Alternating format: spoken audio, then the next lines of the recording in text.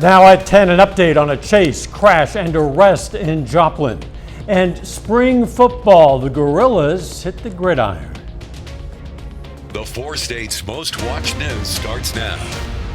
A suspect is now in custody after a law enforcement chase and crash in Joplin. This is KOAM News at 10. The crash late this afternoon involved a Newton County Sheriff's patrol car and a Coca-Cola vehicle at the intersection of 20th and Schifferdecker. Authorities say law officers were chasing a Jeep that had been stolen out of Jasper County when the crash occurred. 3 people were taken to the hospital. The deputy in the patrol car checked out okay.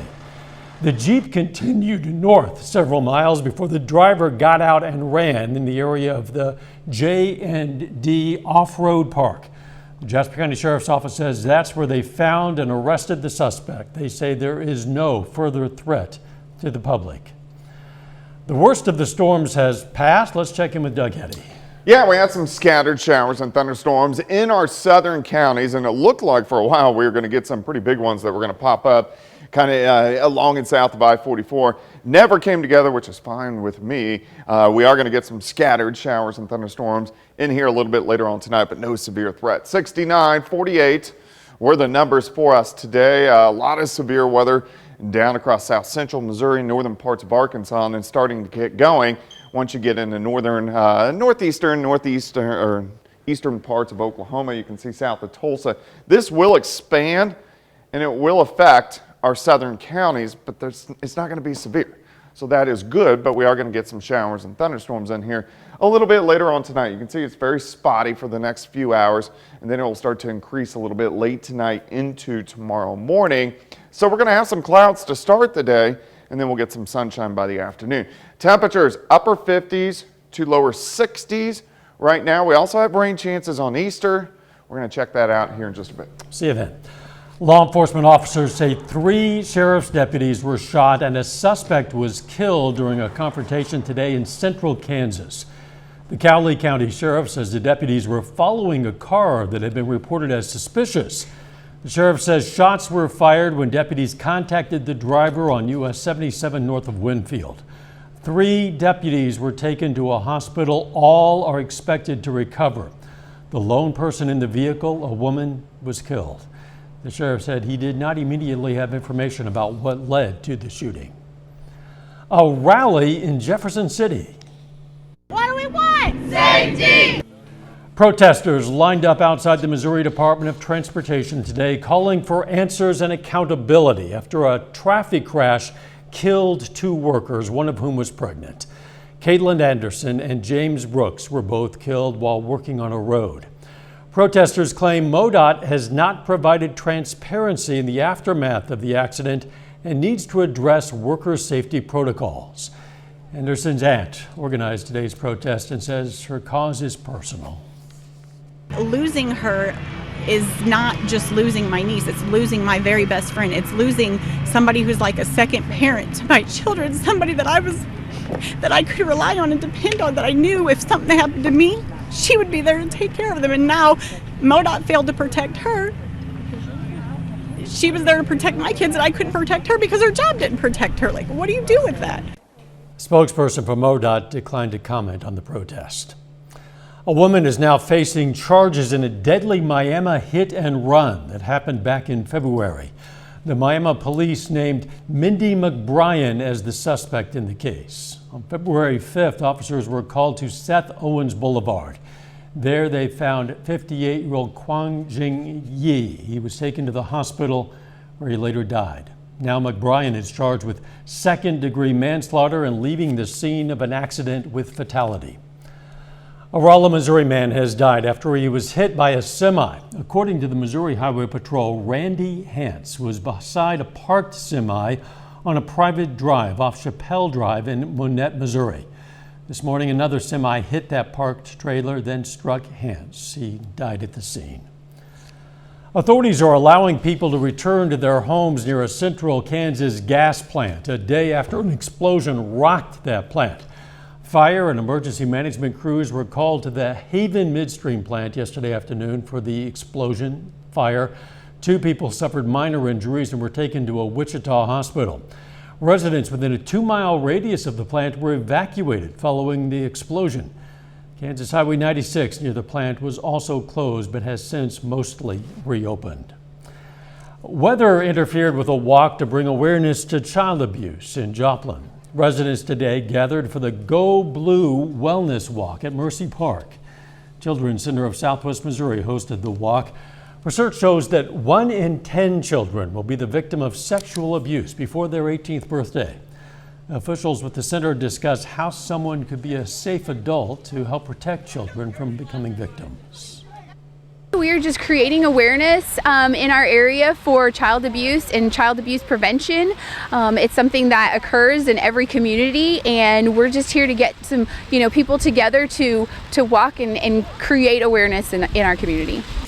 If you know of a child who's being abused, you can call the Child Abuse Hotline. You can find that information on our website, KOAMnewsnow.com. Kansas Governor Laura Kelly has signed a measure into law to give Kansas home and apartment building owners a small property tax break. The legislation includes a grab bag of changes expected to cut taxes by $310 million over the next 3 years. About $134 million of the savings would go to owners of residential property. The state imposes a property tax to help fund public schools, but exempts the first $20,000 from the levy. The measure Kelly signed increases that exemption to $40,000, saving the owners of any residential property worth that much or more $46 a year. A reminder, if you haven't taken care of this already, Monday, April 18th is the deadline to file your 2021 tax returns. It's the 18th instead of the 15th because of the Emancipation Day holiday in the District of Columbia. Well, sometimes the worst possible scenarios, oh gosh, I didn't get those filed last year, or the year before, or the year before that.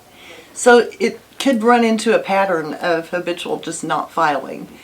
If you haven't filed and April 18th is passed, don't worry, come see us. We'll get you taken care of. Taxpayers request an extension. They have until April 18th to file as well. The plans to auction the I Am Joplin mural in downtown are now on hold. Yesterday, the Downtown Joplin Alliance announced plans for a silent auction of the panels of the iconic mural. Early this morning, the Alliance changed those plans, canceling the auction and instead saying the panels would be stored until a plan is determined. The whole issue about the future of the mural raised concerns with some Joplin residents. The I Am Joplin needs to be displayed inside somewhere. It needs to be, it's a representation of we as a community, and I think that just needs to be displayed absolutely in a memorial somewhere. Lori Hahn with the Downtown Joplin Alliance says they made the change because some other possibilities came up for the future of the mural, and the Alliance doesn't want to act too quickly. Coming up, baskets for a cause, the donations for a couple of Joplin charities, and what's cooking at Pittsburgh High. Students put their culinary skills to the test. Alorica employees are helping families in need have a happy Easter this coming Sunday. This afternoon, members of the company's team in Joplin dropped off Easter baskets at the Children's Haven and the Lafayette House. The baskets were all donated by Alorica employees as part of a yearly partnership with both groups. We rely on community support to keep our doors open for kids who are vulnerable during a crisis, and so to have businesses who are willing to partner with us and go outside their normal daily scope to be able to help community kids is so important. Enough Easter baskets were put together for all the families currently staying at the Lafayette House. Pittsburgh High School culinary students take on others from Sparta High School in a cooking competition. The event was hosted at PHS today. Each school had a 3-person team, and they made 3 dishes, an appetizer, an entree, and a dessert. KOAM's Jalen Banks has that story.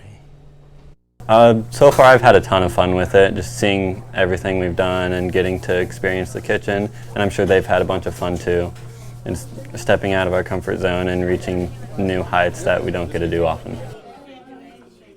And then I'm over here giving my expertise on like how to be able to like cook under pressure, how to get stuff out at a certain time, and being able to rely on your teammates like that and having that, I guess, just reliability, it's huge, huge and integral part to the competition, and I wouldn't be able to do it without them. Probably dealing with just like the stress of everything, like because I know everybody else here in this competition is also super talented, and it's a lot to deal with and make sure that I can just put in my best even if it's not as good as theirs.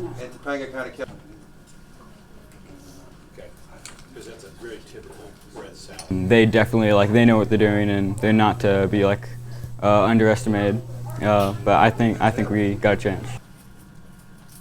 I think it's a ton of fun just seeing what other people can come up with and seeing how they will use the same ingredients I have, because we're all going to make something totally different. All looked good, but sorry, Purple Dragon fans, Sparta would go on to win that competition. Hey, if you're headed to see family for the Easter holiday, we have a bit of good news now. The average price per gallon of gas continues to drop. According to AAA, the average in the Joplin Metro is now $3.48. Crawford County, Kansas average is currently $3.63. Prices are about $3.57 in Ottawa County and the Rogers, Springdale, Fayetteville area of northwest Arkansas. Average price of $3.58. A little bit later, a Pittsburgh high school pitcher has a big day against the Fort Scott Tigers. And we don't have a severe threat anymore, but we are still going to get some scattered thunderstorms later on tonight. We'll look at that coming up.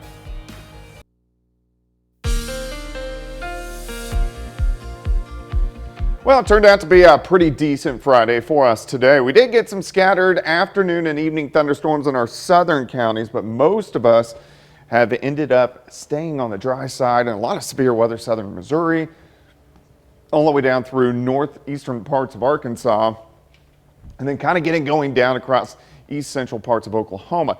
Because it took so long for them to fire up, the front has dropped through, so we don't really have a severe risk. But we are going to get some additional thunderstorms later on tonight, especially the southern half of the region. This is going to be late tonight, probably after 3 or 4 o'clock. But right here, right through Tulsa, you can see that little line. That's our front that is pushing through the region. And we have northerly winds, which are working in now. So a little bit cooler as we go through the next couple days. Severe thunderstorm watch to our south. So all these are going to stay into west central and northwest parts of Arkansas, so just to the south of us. If we go out toward the west, you can see this little system. This system will start to affect us tomorrow night and then into Sunday, giving us showers. Not thunderstorms, but Easter's going to be a little bit on the wet side. All right, let's go through time. Here's midnight. Still some spotty little thunderstorms trying to pop up here and there, mainly in our southern counties. And then late tonight, we'll get a few more thunderstorms kind of working through our southern counties. Some of those could be moderate thunderstorms, but nothing too strong or nothing severe. So we're going to wake up in the morning with some clouds, and then we'll break out and see partly sunny skies by the afternoon. Outside right now, Friday night, parking lot full. Indigo Sky Casino and Resort, of course. Indigo is on the west side of Seneca, just outside of the city. Temperatures mainly mid to upper 50s to lower 60s right now. And you can see that front that dropped through during the afternoon into the evening hours now, just kind of racing off toward the south into the east. A little bit on the breezy side behind the front. 7th and range line currently sitting at 58, northerly winds at about 10. Humidity is at 75%. Our pressure is now rising. And once we get rid of any scattered thunderstorms in our southern counties to start the day, then partly sunny skies as we go through the day. And temperatures, I think it's going to be chilly tomorrow. It's not awful, but kind of chilly for the middle of April. We should go up to about 62. 45 to start, 56 by noon. Northerly winds 5 to 10. Tomorrow night, clouds start to thicken back up once again, and you can see some spotty showers popping up, especially after midnight into Sunday morning. So here's 9 a.m.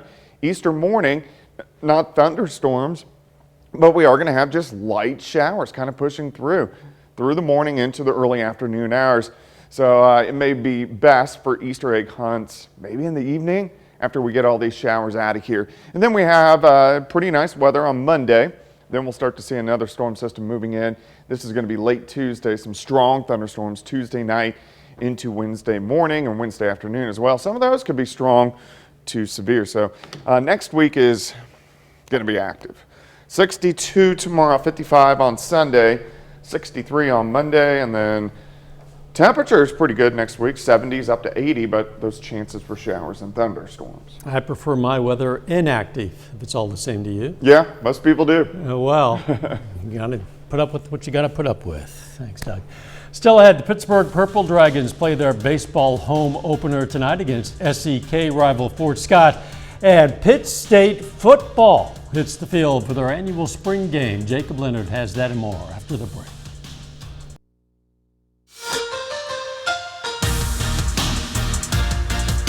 Well, after 15 practices between March and April, the Pittsburgh State football team finishes up their spring schedule tonight. The Gorillas hit the field at Carney Smith Stadium this evening for their annual spring game. This year, like last year, it's the Gorilla offense against the Gorilla defense. The defense comes out ready, forces a turnover here. Jalen Fuchsa gets the interception. Then the offense gets going a little bit. Jacoby Smith rips off a 21-yard run. He fumbles at the goal line, but Tyler Whalen there to jump on it for the touchdown. And not long after, Chad Dotson finds Bryce Murphy, the Neosho kid, from 12 yards away for the touchdown, but the defense dominates the rest of the way, winning 79-42. I think we made it difficult. We limited their big plays, held them out of the end zone for the most part. They had a few there when they started in the red zone, but as a defense, I felt like we had a pretty good day. Standout guys were definitely Tanner Loggins. I think I heard his name like 15 times. And then another one would have been Jordan Rogers. He's a freshman safety. Saw him make quite a few plays, some pretty good ones too. And I'm excited for those guys. They're young and they're up and coming and they're making good plays. The Pittsburgh Purple Dragons are 3-3 to start the baseball season. Now, all 6 of their games have been road games for Pittsburgh. Tonight, the Purple Dragons get to play at home for the first time, and it's a rivalry game. Purple Dragons welcome in the Fort Scott Tigers this afternoon for their home opener. Now, Cooper Hayden, really good on the mound for Pittsburgh. 2 strikeouts here in the first inning. And Hayden goes back to work in the third. He actually took a no-hitter in the 5th. Throws a complete game shutout, allowing just 5 hits and striking out 9. Now, the offense adds to the lead here in the 5th. Cale Farrington through the right side. Farrington gets 2 RBIs on the evening. Dragons get the shutout 7-0 behind a dominant performance on the mound from Cooper Hayden. I thought Cooper was fantastic tonight. You know, he's been our guy for a couple of years now that we know that when he goes out he's going to compete. And tonight he did a really nice job of mixing all his pitches around, kept them off balance, and then the guys behind him did a good job of making plays behind him. I had a feeling there'd be a good crowd. It's a beautiful night and great place to play. So, you know, now we get to be at home here for a little bit, and I know the kids were chomping at the bit to get it home, you know, and so it felt good. The Pittsburgh State Gorillas are on the road this weekend for a big MIAA series against the first-place Central Missouri Mules. Now, the Gorillas dropped Game 1 last night, 7-1 in Warrensburg. Tonight, Pitt State aiming to even up that series with UCM. Now, they had an early lead, but the Gorillas fall 8-5. Garrett McGowan goes 3 for 4 on the afternoon with a solo home run. Missouri Southern baseball also in action tonight, trying to even their series with Newman after dropping the opener last night. Tregan Parker here, blasts a home run to right in the second, his 11th of the season. Parker 2 for 4 with 4 RBIs. Lions get 5 in the second. Now, Logan Van Wy got the start for Southern. He goes 6 innings, gives up just 1 run and strikes out 6. All Lions today, they top Newman 12-2. The Crowder College Rough Riders have put together an 11-game winning streak. The Rough Riders are now 37-8 overall this season. They're ranked number 5 in the nation. Now, Crowder trying to stay hot today, hosting a doubleheader against the St. Charles Cougars. Game 1 tied at 2. Josh Patrick changes that with a 2-run shot. Rough Riders take the lead. Then Peyton Holt, solo shot to left. Crowder puts up 5 runs in the second. The next inning, Josh Livingston, he had a nice day. This is his 2nd home run of the game. St. Charles sticks around. The game is tied again here, but Chaz Poppy finds some grass out there and left. RBI double scores Livingston.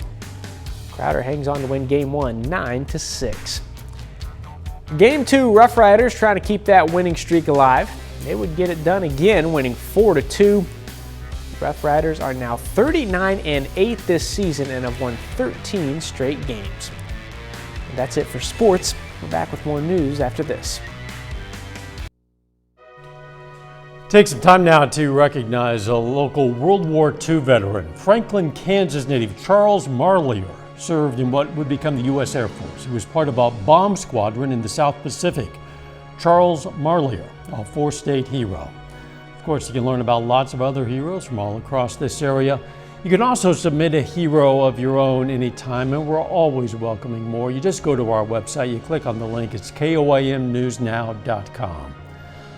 All right, look at this. Wednesday morning, storms left quite a sight for some residents in northwest Jasper County. Lightning struck this tree near Neck City, and as you see, it just peeled this thing back, peeled the bark off of it like a banana. The hickory tree is about 100 feet tall. Although the lightning only stripped the tree from the ground to about 15 feet up, it's all the way around, meaning, yeah, this tree's going to be a loss. You can find pieces of the bark up to 50 feet away, but they weren't burned. When our Shannon Becker posted this on social media, it was getting a lot of comments, and he checked it out, talked with the experts, and they say this sort of thing actually happens sometimes. It's crazy. Trees. Yeah, it looks pretty neat. Yeah, just perfect split. Yeah. Okay, some chances of some more rain this weekend, Doug. Yeah, some scattered showers and thunderstorms late tonight. This is mainly, again, I-44 and south. Everybody else should stay dry. But then we just get kind of a nuisance of showers tomorrow night into Sunday. It's just a nuisance. Yeah, it's just going to be out there. It's annoying. Yeah, especially if you have an Easter egg hunt or a picnic planned. Yeah. Final sports note. We told you the Pitt State defense dominated the offense in the spring game. The Pitt State defense had 11 sacks in the game. Oh, that's impressive. That's a lot. Wow. Thanks for joining us. Let's make it a great Easter weekend.